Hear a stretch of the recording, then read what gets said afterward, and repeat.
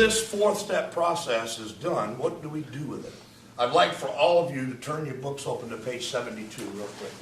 It says, having made our personal inventory, what shall we do about it? Listen carefully to these next two sentences, though. It says, we have been trying to get a new attitude, a new relationship with our Creator, which suggests, y'all, that at one time there was an attitude, and at one time there was a relationship. And what we're trying to gain is a new attitude and a new relationship, which suggests change. You see, that's what a spiritual awakening is. It's change. The theme of the program of Alcoholics Anonymous is change. Then it says, we've admitted certain defects. We have ascertained in a rough way what the trouble is. We have put our finger on the weak items in our inventory. Now these are about to be what? Cast out. This is the mental attitude that we should have when approaching step 5. The proper attitude for step 5 is not to get relief. That's still a selfish motive. I remember when I wrote my 4th step, I was so dadgum uncomfortable. And my sponsor was kind of putting me off on doing the 5th step. And man, I needed some relief. I was miserable. And I remember calling him on the phone and said, hey man, you got to meet with me and do this 5th step, man. He said, why you want to do the 5th step? I said, I need some relief. He said, son, this 5th step's not going to be worth 2 steps with that motive. He said, here you go again with a selfish motive. The proper motive for step 5 is not to get personal relief. The proper motive for step 5 is to get rid of the things that block us from God. What are the things that block us from God? Resentments, fear, and guilt. Self blocks us from the needed power to stay sober. This 4 through 9 process gets rid of these things that block us from God, and then His power emerges from inside of us. We come to find out the answer has been right here the whole time. But we literally walled it in with self-will. Me wanting what I want when I want it, and stomping my baby feet until I get it. And there are some people that are very humble and gracious, trying to get their way. And then there are some people that are bullies who try to get their way, but the result is the same. Blocked from God. Now, I need to talk about 2 of the most important concepts of the 5th step, because the 5th step calls for admitting to God, to ourselves, and to another human being the exact nature of our wrongs. First of all, I have to understand the difference between a wrong and the exact nature of a wrong. For example, I stole from my mother. That is the wrong. And you know, I used to hear people in AA go, how you doing? My name's Joe, and I'm a liar, I'm a cheat, and a thief. And I thought, wow, he's pretty honest. And I noticed that the more he said it, the easier it became for him to say it. And after a while, it sounded like he was singing it. I'm a liar, I'm a cheat, and a thief. I'm a liar, I'm a cheat, and a thief. After a while, when you say that enough, it gets to where it has the very same meaning as, may I have 2 eggs over light? Well, here's the difference between the wrong and the exact nature of the wrong. The wrong is I stole from my mother. The exact nature is this, that I am so incredibly selfish, so self-centered, of wanting what I want when I want it, that there is no line I won't cross to get it, including stealing from my own mother. People don't brag about that in AA.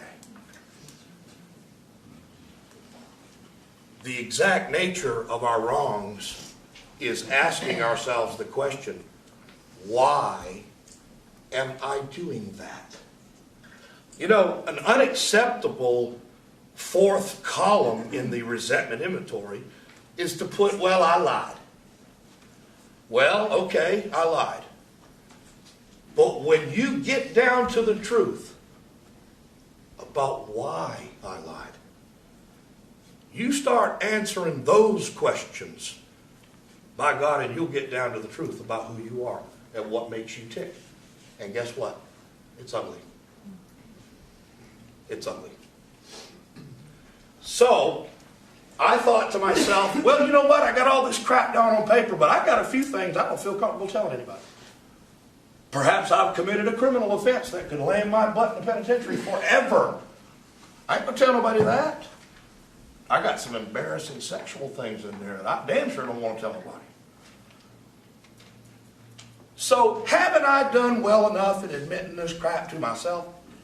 Isn't that going to be good enough? I've admitted it to God and I've admitted it to myself. Well, the big book says that there is doubt about that, because in our experience, we have found a solitary self-appraisal insufficient. There is a level of humility that can only be acquired by confession with God, ourselves, and one more human being. And until we reach that level of humility, a spiritual awakening will be out of reach. So yes, it is a very humbling experience. Now, I want to talk about the warnings that the big book talks about in step 5. Now, step 5 has a number of promises, but it also has a number of warnings, and I want to talk about the warnings first. If you'll look at the bottom of page 72, if you go up 5 lines up from the bottom,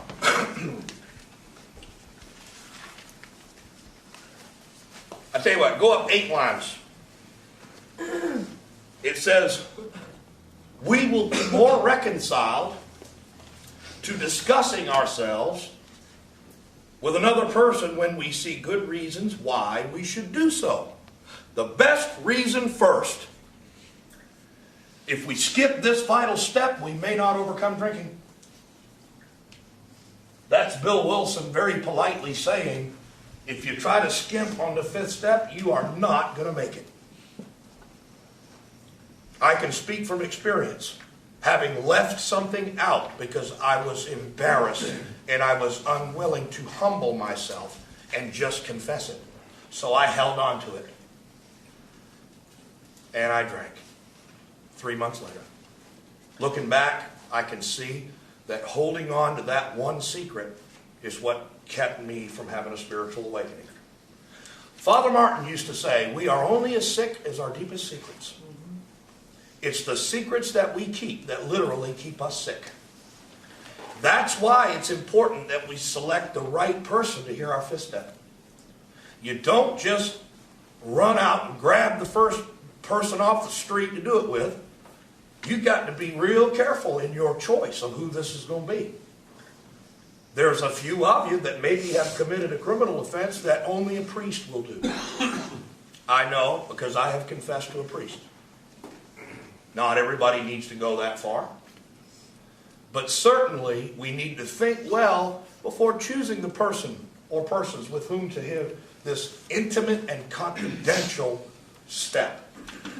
Now I want to talk just for a second about the person hearing the 5th step, because all of you that intend to be in this program forever are going to have to be in a position to listen to other people's 5th steps. So I want to go through some very, what I call critical, important guidelines for listening to a 5th step. For example, have you ever heard about the phenomenon of someone being struck by lightning? It happens. There's people out there that literally have been struck by lightning. And I'm going to tell you what all those people have in common. They were all alcoholics, and they all listened to somebody's 5th step, and they all told. They broke the confidence of the 5th step. And the result was being struck by lightning. Now, obviously, that analogy is not true. But I'm trying to impress upon y'all what's going to happen if you reveal someone's 5th step. Now, what happens if you listen to somebody's fifth step, and then 3 months later, y'all have a big falling out, and you end up with a big resentment towards this person? Now, alcoholics and addicts are bad about retaliating, aren't we? In fact, when we're spiritually sick, we can be some of the nastiest human beings on planet Earth. And there might be the temptation, I'm going to get him back, and I'm going to spread around what I heard in his fifth step. It happens in AA. But I can promise you this. You will not stay sober. The spiritual consequences will come for you. This business of the fifth step is sacred. Our entire foundation of our program rests on the confidentiality of this fifth step. So as listeners to fifth steps, rule number 1, you never tell a soul, ever. And when you sit down to do the fifth step, you be sure and let that person know from Jump Street, I want to set you at ease. If you've got some uncomfortable things to talk about, I have made a commitment to never reveal your fifth step to a soul, ever. And in turn, you're teaching them that when they get to step 12, they too are going to be holding the sacred confidences of the fifth steps that they listen to. Look, y'all, if we didn't hold each other's confidences, we'd all be sunk. We would literally die. A person that would reveal somebody's fifth step is a person that I would never want to be in the same room with. In fact, I won't be in the same room with them. I'll forgive them and I'll love them from a distance, because that is some very dangerous, sick stuff. If we skip this step, you're not going to stay sober. Look at the bottom sentence on 72. Go 4 lines up from the bottom. It says, time after time, newcomers have tried to keep to themselves certain facts about their life. Trying to avoid this humbling experience, they turn to easier methods. Almost invariably, they what? Having persevered with the rest of the program, they wondered why they fell. We think the reason is they never completed their house cleaning. They took inventory all right, but they hung on to the worst items in stock. They only thought they had lost their egoism and fear. They only thought they'd humbled themselves. But they had not learned enough of humility, fearlessness, and honesty in the sense that we find it necessary until they've told someone else, what? All their life story. I want to share with you all the 95-5 rule when it comes to step 5. 95-5.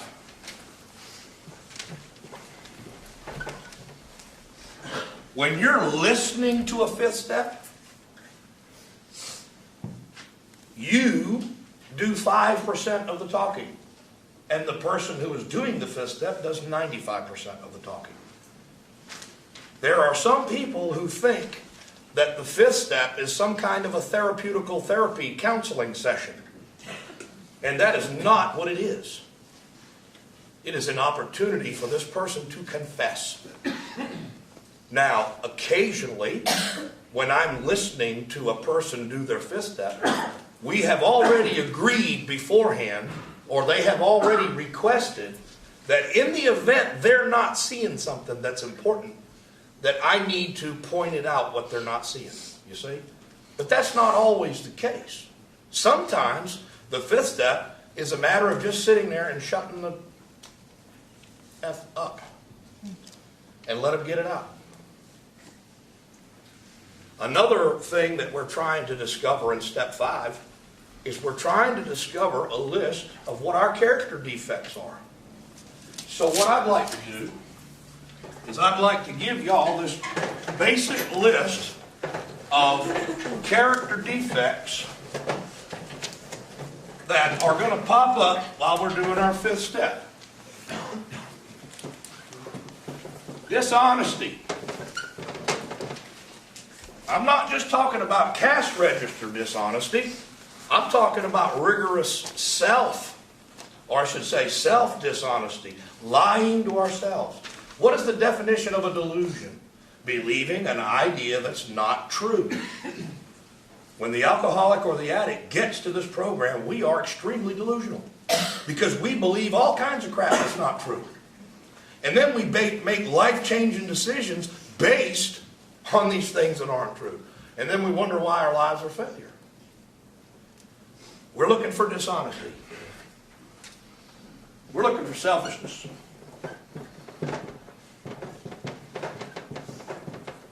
We're looking for self-centeredness.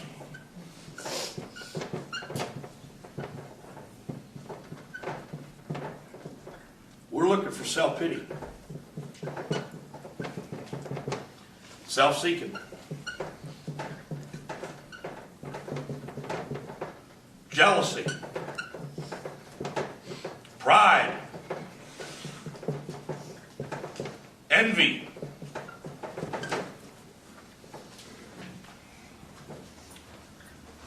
We're looking for self-righteousness.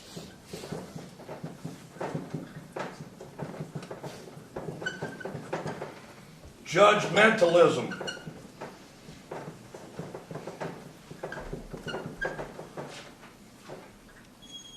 Anger. Decisions based on fear.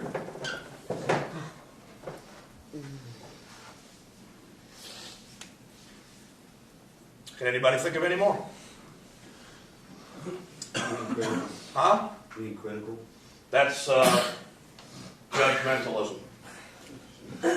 Selling oneself short. Setting That- expectations.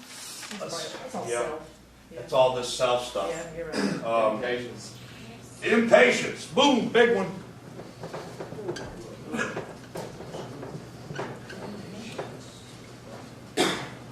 How about this one, y'all?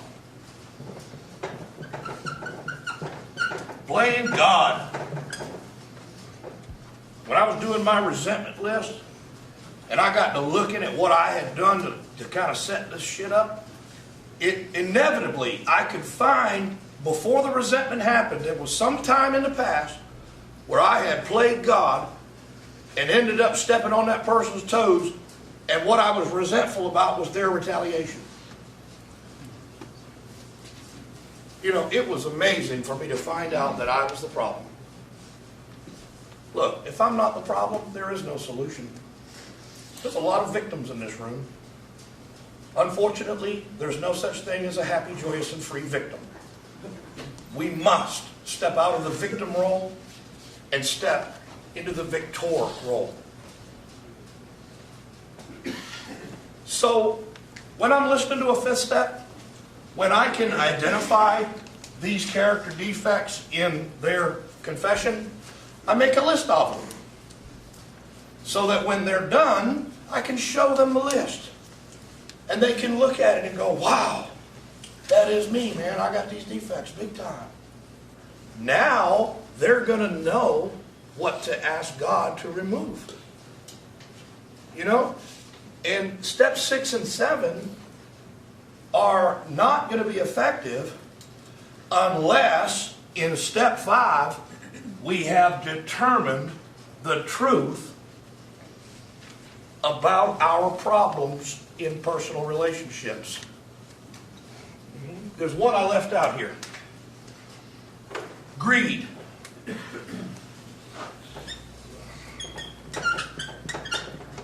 I left out another important one. Lust. This fifth step, well, I just want to share about the promises, and then we're going to close. On page 75, or 74 rather. 75. Middle paragraph. It tells us that we are to pocket our pride, go to it. Remember the definition of pride.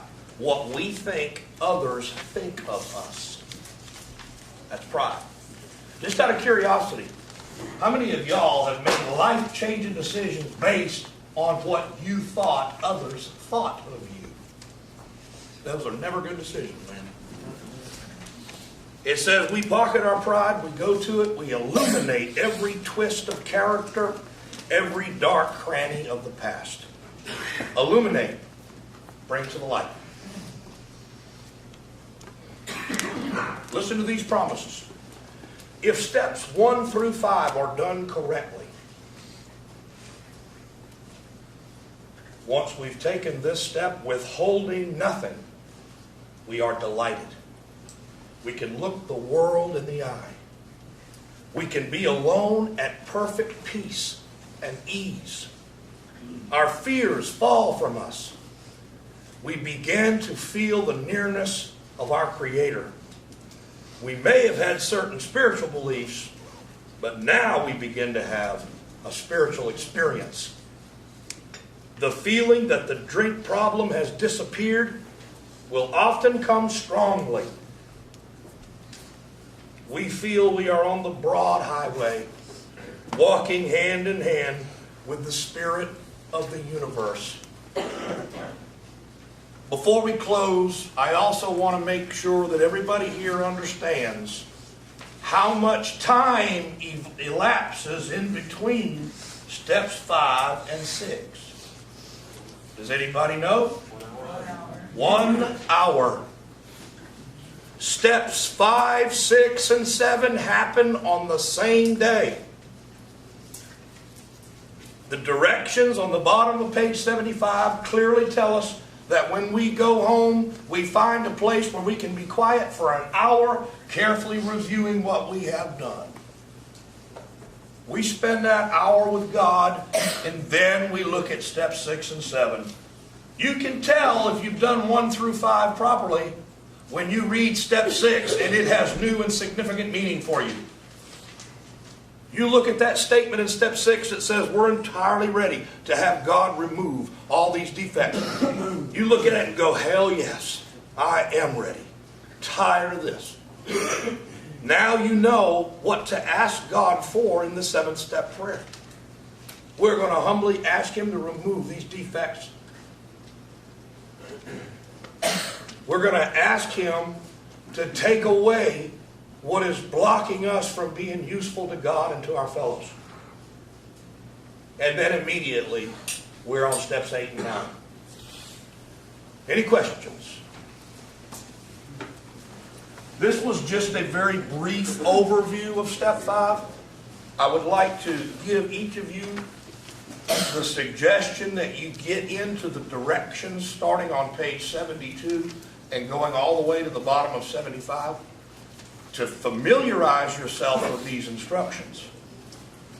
Because remember, Alcoholics Anonymous is a lot like going to church and for the first time, and the preacher walking over to you saying, now pay close attention to this sermon because next Sunday you're preaching. Not only is it important that we utilize this principle, but remember, there's 2 sides to the 5th step.